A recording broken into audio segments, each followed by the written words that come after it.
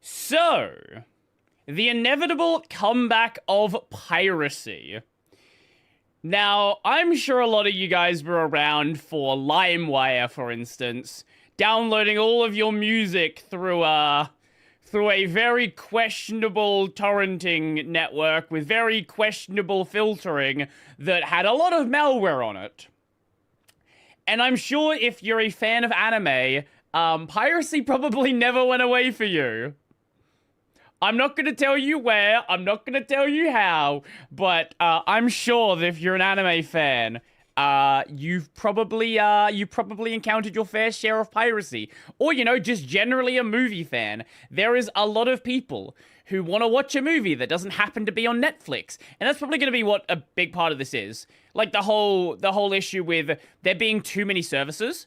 It's no longer, oh, you get Netflix and you watch everything. Now it's you get Netflix. Oh, there's one thing you want to watch on Hulu. There's one thing you want to watch over on Apple, whatever the fuck it's called. Oh, there's one thing on Amazon. Now you've got like $100 of subscriptions for 3 shows you want to watch. Enjoy! I don't know about you, but I love when I don't have to pay for things. True. There's something about torrenting a movie, knowing you probably picked up 20 different viruses in the process, that used to make the experience of watching it feel that much more satisfying. It's kind of like I went on my own adventure to scour the unknown and plunder for treasure. So it's no wonder the act of illegally downloading media ended up being called piracy. If you're not aware of it yet, piracy is currently making a huge comeback. I wonder where the term piracy came from. I feel like this is like one of those government psyops. Like, make it sound really bad. But then a lot of people just stopped caring. In 2020, there were roughly 130 billion visits to piracy sites, but in 2024, that number surged to 216 billion. For a while, it seemed like big tech had permanently put an end to piracy's popularity. That was some wild alliteration there. For music, in many ways, it kind of has, like, most people. Yes, there are, like, hardcore music fans that, like, pirate stuff, but most people, I think, for music, Spotify or Apple Music is usually good enough. Yes, for indie stuff. Yes, for various other things. Or Apple Music. Google Music through YouTube. Piracy with music is... Maybe I'm wrong, but I feel like that one kind of hasn't resurged anywhere near as much as video. Games, I don't know about games. I know in a lot of regions where games have always been expensive, game piracy's kind of just been the standard way to play games. Like, I know there is a lot of great example actually. I know there is a lot of Russian San Andreas mods that like were mods for the PS2 version because people just didn't have the money to buy games. But you could spend, like, whatever the equivalent of, you know, $5 was on some San Andreas mod clone thing when you couldn't afford a full-price game that who knows how much that would have been for you. And I know that some of you guys in chat probably have a similar experience with that as well. But in big tech fashion, they found a way to fuck it all up. So let's talk about the history of piracy, from the early days of illegally downloading music to present-day services, and why for a growing number of... Or Indonesian, exactly, yeah. Indonesian San Andreas mods, Russian San Andreas mods, Brazilian San Andreas mods, yeah. Most of my torrenting happened on Pirate Bay and Kick-Ass torrents. I know for a lot of areas, like... especially areas that had a lot spottier internet, it was pretty common for shops to just be selling pirated copies just out in the open. People, piracy has started to feel like the only logical response in especially pre-internet as well. To be clear, I'm not telling anyone to break the law. This is about why people feel pushed in this direction. For decades, large-scale entertainment laid behind a paywall. Unless you caught a concert, play, or movie on the rare occasion that it was free, you likely had to pay a small fee to get temporary or permanent access to that form of entertainment. One industry that rapidly changed in response to the early 2000s technology boom was the music industry. Now, up until that point, what you had to do to obtain music for free involved a lot of friction. The most common method was cassette tape copying. Someone would buy a vinyl record or cassette, then record it onto a blank tape. That tape would get copied again and again, with quality degrading each generation. And vinyl bootlegs were a thing too. In Really? the 60s to I the didn't know 80s, that. underground presses produced bootleg records of live concerts, unreleased studio sessions, or radio broadcasts. These were sold at record fairs, head shops, or under the counter at indie stores. Both of these forms of copying didn't leave a lot of room to acquire an endless amount of music, because cassettes and vinyls could only store a finite amount of audio. Well, also, they took space. Like, you couldn't have an audio library of 10,000 songs if you lived in a one-bedroom apartment. 30 to 45 minutes per side for cassettes, and about 18 to 22 minutes per side for vinyl before quality noticeably degraded. And due to the natural friction that limited the scale at which this could take place, these forms of piracy weren't even seen as piracy or stealing from artists, at least in the modern sense. But with the introduction of the iPod and a new online application you may have heard of, the music industry went into complete panic mode. 2 years before the launch of the iPod, an application that allowed users to download free MP3s of their favorite songs was starting to gain some traction on the internet. That application was called Napster, and it was founded by Sean Fanning and Sean Parker in 1999. Napster was a peer-to-peer file-sharing service, meaning users would upload their own files of music, and other users could then share and download that music for free. Kind of like cassette tape copying, but with an unlimited amount of downloads and no chance of degradation. In the beginning, the most you could do was burn these free MP3s onto a CD. Wait. I saw that logo. Degradation. In the beginning, yeah, Winamp! Yeah, brother! most you could do was burn these free MP3s onto a CD. But even that was enough to start the lawsuits pouring in. In 2000, the American musical recording company A&M Records, along with several other recording companies, sued Napster on grounds of contributory and vicarious copyright infringement under the U.S. Digital Millennium Copyright Act. And in April— See their mistake. Where's, Pirate Bay email response? The mistake was not operating in Sweden. The Pirate Bay email is so fucking good. Unauthorized use of DreamWorks SKG properties. As you may or may not be aware, Sweden is not a state in the United States of America. Sweden is a country in Northern Europe. Unless you figured it out by now, US law does not apply here. For your information, no Swedish law is being violated. Please be assured that any further contact with us, regardless of medium, will result in a suit being filed for harassment, a formal complaint lodged with the bar of your legal counsel for sending frivolous legal threats. It is the opinion of us and our lawyers that you are morons, and that you should go sodomize yourself with retractable batons. Also, please note, your email and letter will be published in full on the Pirate Bay. Go fuck yourself, polite as usual, Anaconda. April of that same year, a demo of Metallica's song I Disappear had been circulating across the network before the song's official release, prompting them to file a lawsuit too. Then amongst all these lawsuits, the iPod releases, and the potential for pirating music exploded. With its now famous slogan, 1,000 songs in your pocket, the iPod revolutionized the way we could store and listen to music anywhere on the go. It came with 5 gigabytes of storage, roughly the equivalent of more than 80 full cassettes or about 60 vinyl records worth of music. This led to an all-time peak of unique Napster users in 2000. Didn't it also, wasn't that like a 5 gigabyte, if I remember, it wasn't like a 5 gigabyte mechanical drive? iPhone 1 drive. I feel like it had... no. First iPhone drive.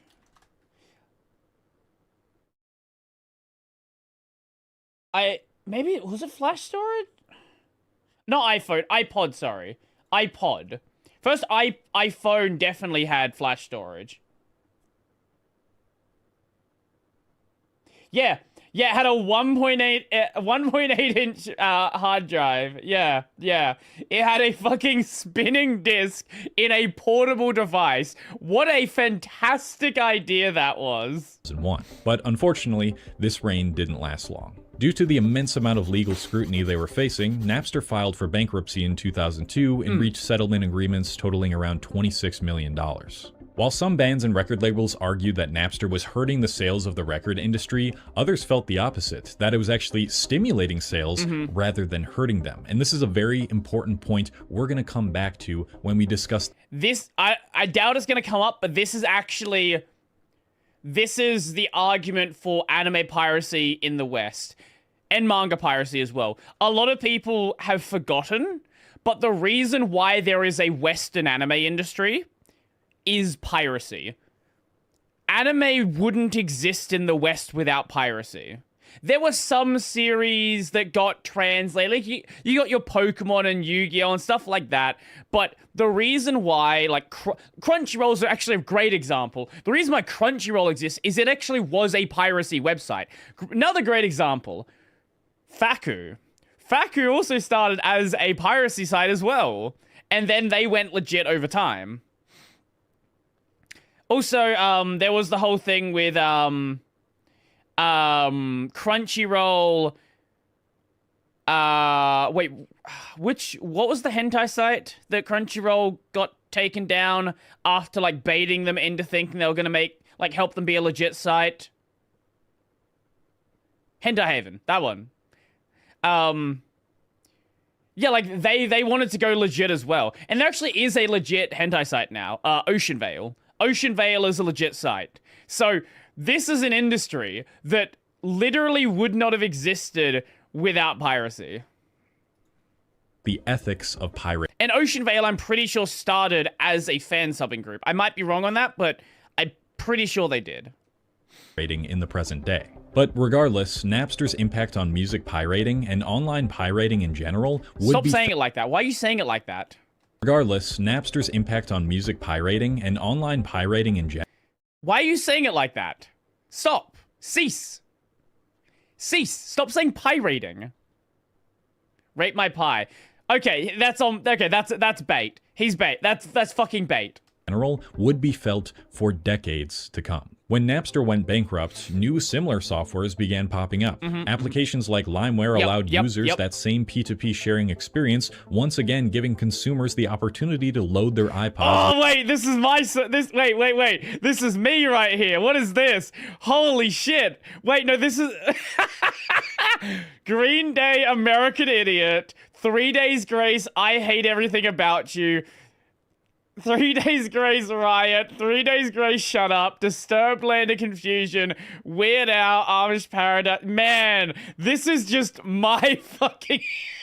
This is my music library. With hundreds of free MP3s. Torrents were also starting to become a popular... Oh, wait, I didn't expect to see this here. Send to us. Yeah, this is a totally legit way to torrent stuff. Popular thing thanks to platforms like BitTorrent. BitTorrent revolutionized file sharing by breaking large files into pieces for decentralized distribution, making it faster and more efficient than single server downloads. While earlier P2P systems like Napster's existed, BitTorrent's unique method of users sharing file parts through what are called peers and seeders became the dominant force in large file distribution. Now everyone could use the internet to pirate almost anything across every domain of entertainment. Whether it was a movie you wanted to burn onto a CD, a game your parents wouldn't let you buy, or an editing software you couldn't afford, chances are the files existed on large torrenting hubs that were widely known at the time, giving an entirely new set of consumers the opportunity to access their preferred form of entertainment. For the greater part of the next decade, piracy was winning, even with the big advertising campaigns against piracy that any kid growing up in the late 90s and early 2000s will remember. Is he gonna mention it? In 2000. He's not going to mention it. So, there is fairly good research that indicates that the anti-piracy ads were actually piracy ads. There was a lot of people in the early 2000s that didn't know that you could download movies on the internet, music on the internet. However, if they went to a cinema... or they bought a DVD. I think it was on DVDs, not in maybe it was in both. Either way, if you would see that play at the beginning of a movie, people that didn't know that you could pirate suddenly found out that you could pirate stuff. This was it was actually a Streisand effect. Also, love this right here. One of the top growing websites at the time was Wizard 101.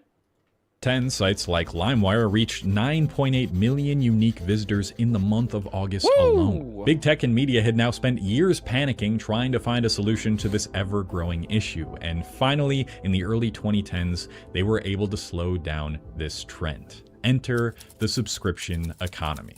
To shed light on the subscription economy, let's shift our focus to a... Okay, let's... Gaben... Piracy... is a service problem. Did this come from an interview or a where did this actually originate? Here it is. Yeah, it's 2009 interview. Okay, we have a video version of it with Russian subs, but fine. Piracy. Piracy to us. This was a fucking this was on the ABC? Sorry, I didn't know this was an Australian interview this came from. What's Valve's take on piracy? Piracy to us. So we don't really worry about piracy. You know, when we think, you know, when you look at the top 10 issues on our list at any given point in time, piracy is almost never... Oh, he does show the clip? Okay. If he shows the clip, then we'll...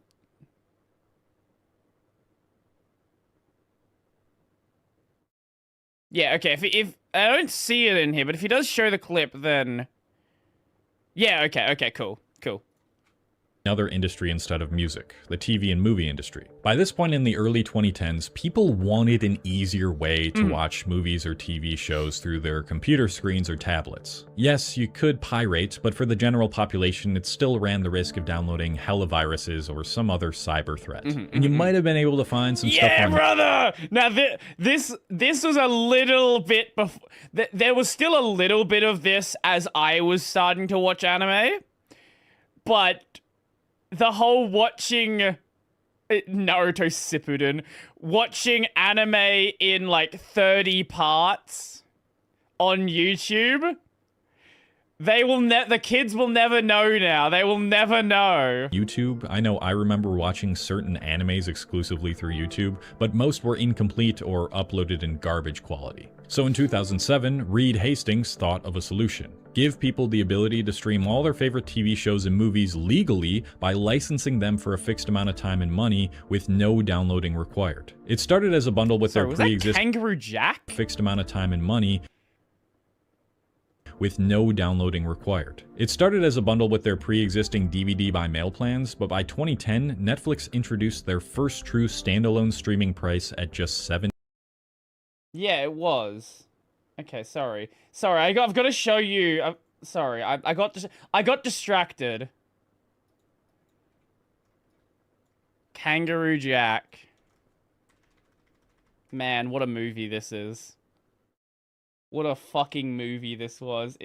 Let me see. What does it have on Rotten Tomatoes?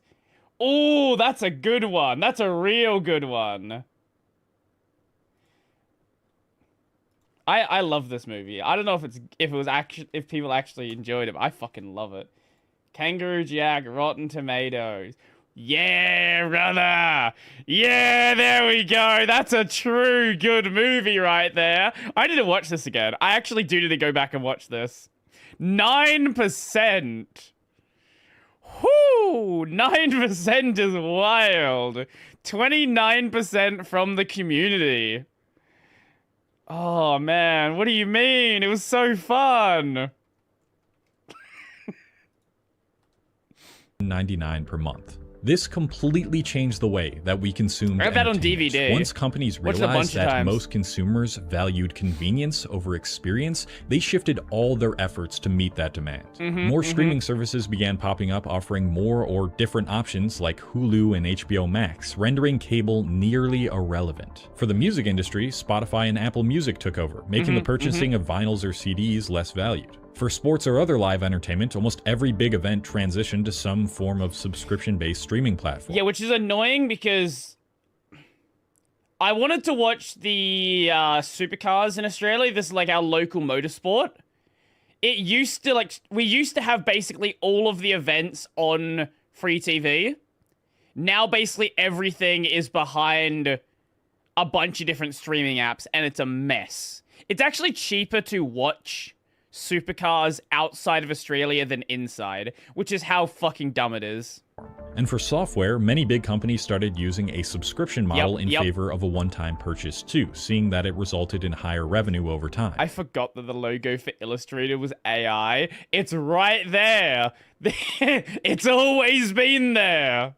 We were basically left with no other choice than to conform to these changes unless we wanted to pirate, which most people didn't. But we kind of also brought this upon ourselves due to consumer demand. And at the time, in the early 2010s, it only seemed like a positive and a no-brainer. I can access all of these free TV shows and movies for just a low price per month, and I only need like... Sorry, I can access all of these free TV shows for a low price a month. No, you're paying...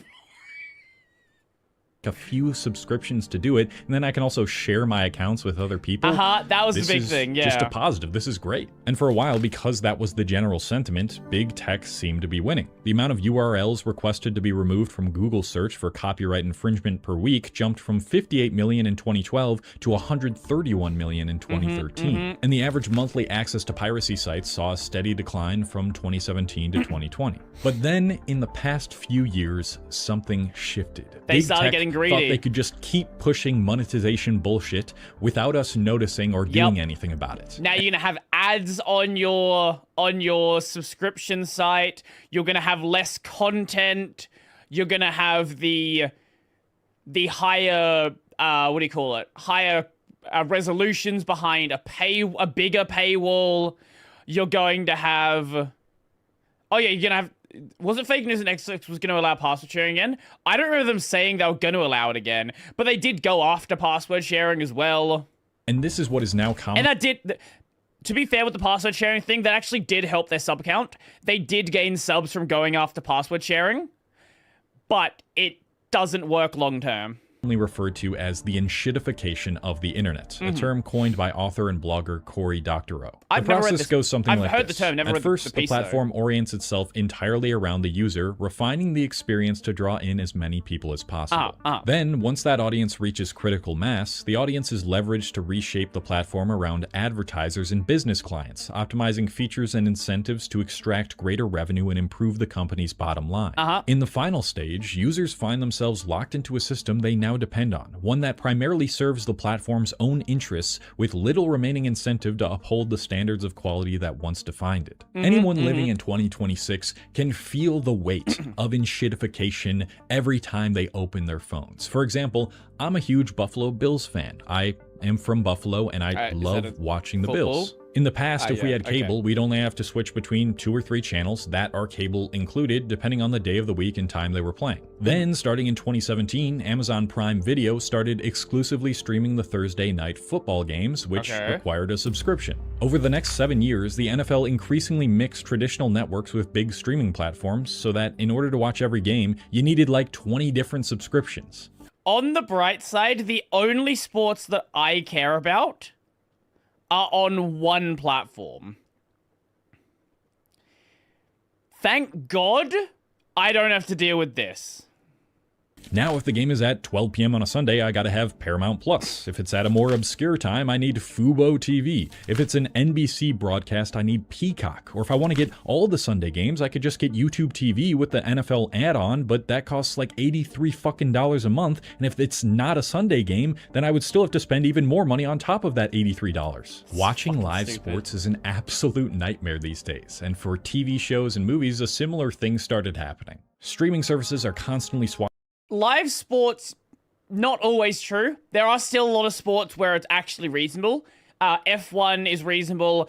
The UFC has their, like, if you just want to watch the UFC and not anything else, you at least have, like, the one thing for that. Supercars are all in one app.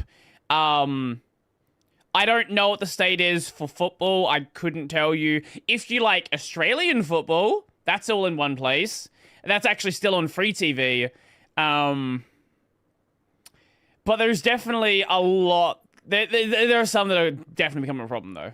For sure. Out shows and movies, a lot of them just kind of suck. They bumped up prices significantly, and Netflix only allows a certain amount of households to be attached to an account, so no more account sharing. It no longer feels like you're getting a deal out of any of this. It just feels like one big overpriced scam. But perhaps the worst part of the enshittification of everything is how it pushed us into buying everything but Sorry, I thought I heard my phone. It was the music in the video. Owning nothing. When you pay for streaming or audiobook services like Audible or a monthly subscription to, let's say, Kindle Unlimited, you don't actually own anything you're buying. The companies can do whatever they want with the products you pay for, including getting rid of them immediately. This is something I talked about in greater length in a previous video. The fact that Kindle retains the right to remove any book you've paid for if Amazon loses the licensing rights to that title, changes its distribution agreements, or determines that continued access violates its terms of service. This is why it's so popular to jailbreak your Kindle, because of bullshit like this. So we find ourselves in a system where the things we pay for aren't even ours. In other words, buying is no longer owning. And in a world like that, people started asking how they could reclaim ownership and power. This has now led to the infamous justified phrase, if buying isn't owning, then pirating isn't stealing. If what we purchase no longer gives us ownership, then you can't even say that something we find for free is stealing, because even if we did pay for it, we wouldn't own it anyway. And this mindset is reaching a new renaissance in recent years. Yeah, I'm actually so curious what's going to happen with Gen Alpha as they get older.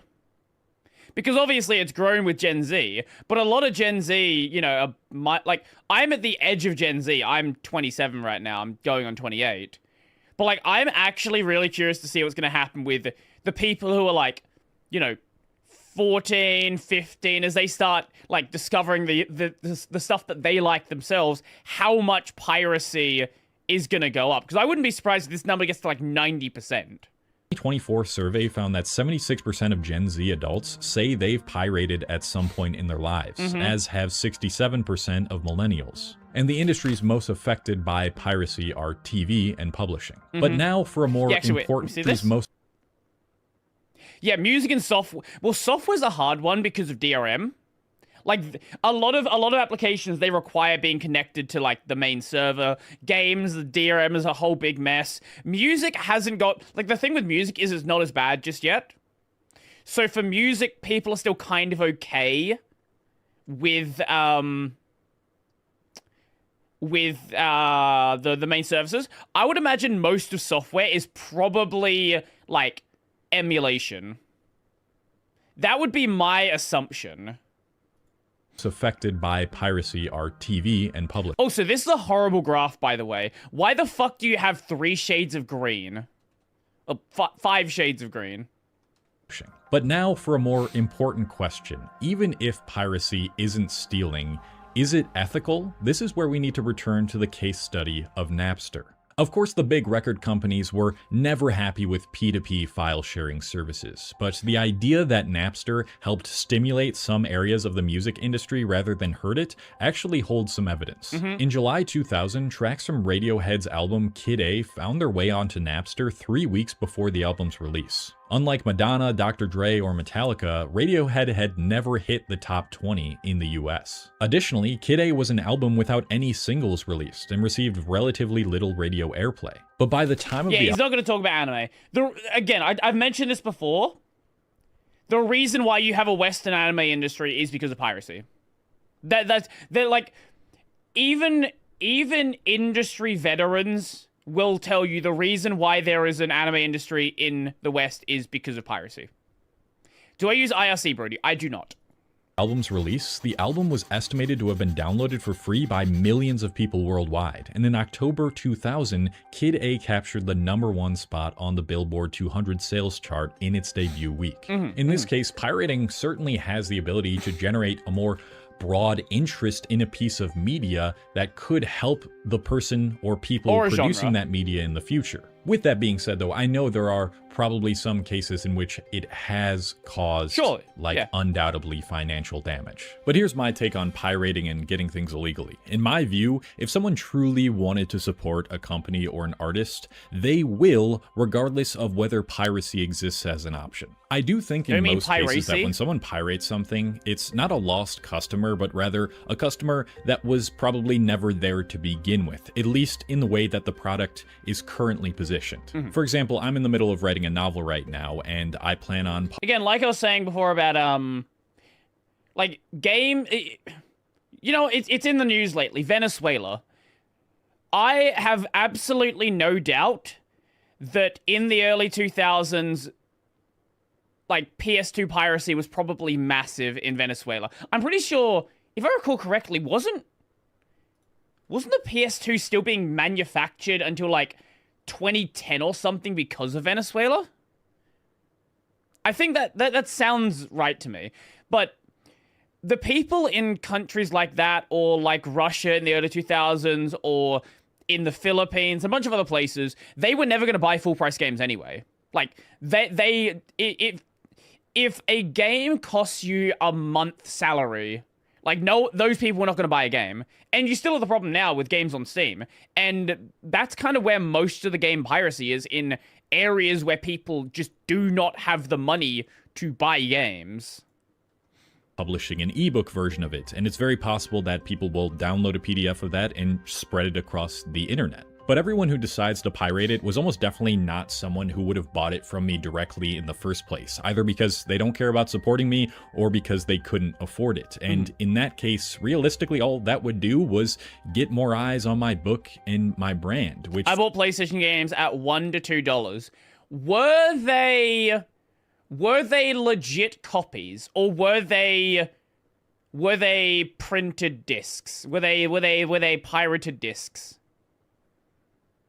Because if they were legit copies, I would imagine they're probably older titles.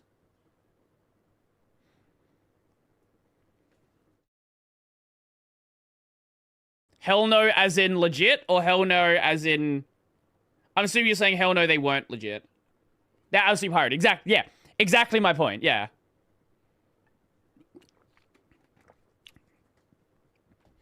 And if you could never afford a full-price game, like, you were never going to be a customer at that point anyway.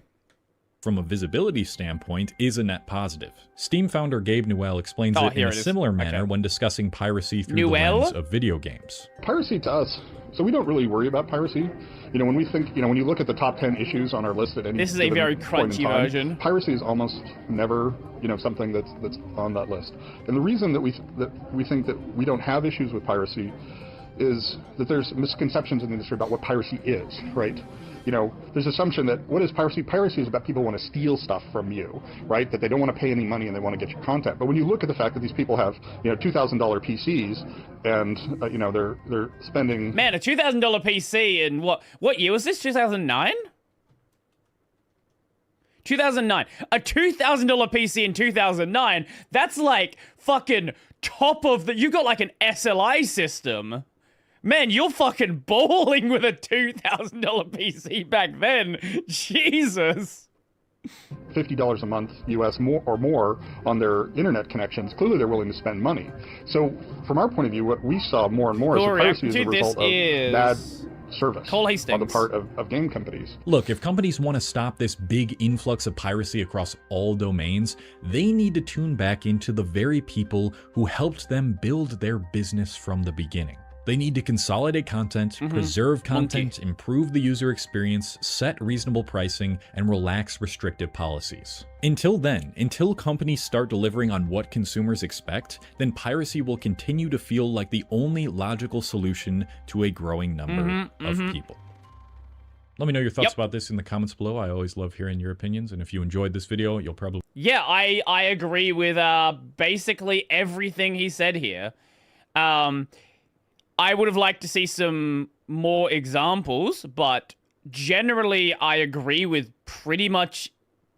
Where was I going with that? Pretty much everything he said.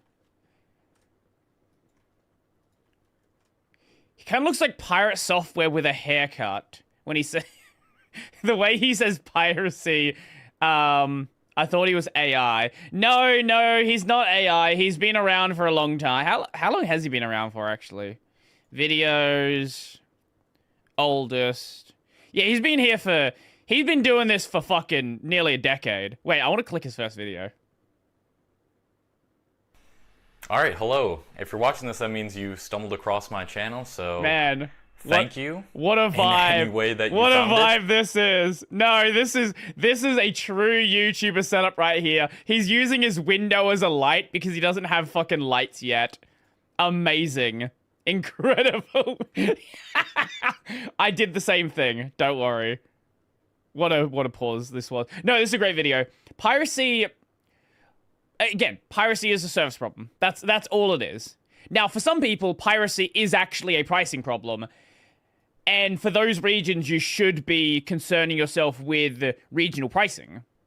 And some indie developers absolutely do that. Ah, that one. Yes. Some indie developers absolutely do that. It's just, there are definitely AAA games where it's well, actually, a great example. It's not even like people can't afford it. The whole idea of, oh, here's a $60 US game. What price should it be in Europe? 60 euros. Those aren't the same number. Let's see, 60 USD to euro.